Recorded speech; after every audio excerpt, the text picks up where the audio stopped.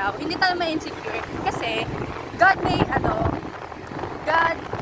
us different from others. Basta madaming karne dyan. Fresh daw sila. Pasok mga kasuki. Ayan, kape ko. Yun. Oh, hindi nyo nakita kasi bulag kayo. Yan, kasi yan guys. Papakita ko sa inyo, dapat papasukan ko. Dapat Maranata ang papasukan ko. And sabi ni Hanaya na it's not good daw there. Like, hindi daw sila hindi maganda ng teaching.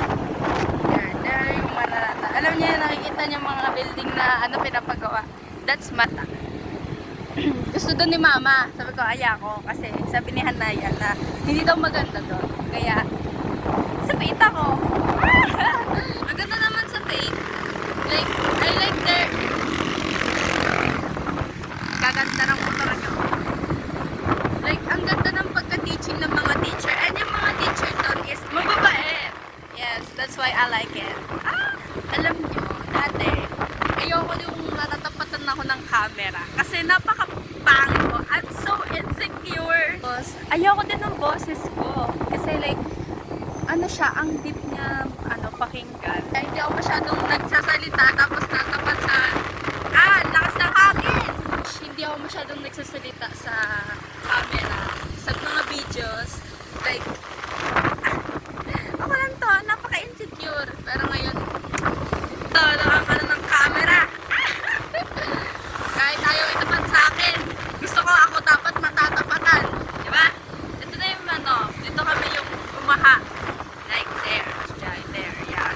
Diyan kami. Yung yung video na one time na pinanood nyo, yan. Kung napanood nyo, maliw. Kapit na kami.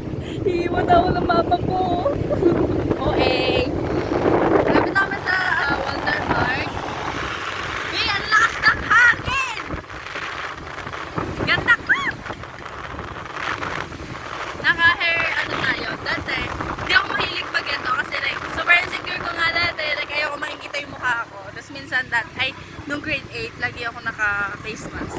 That's why. Sobrang hiya ako sa face ko. Pero nung na-introduce ako sa makeup, panis. Ayan na, gumanda na siya. Maganda naman ang kaya ako. Check lang.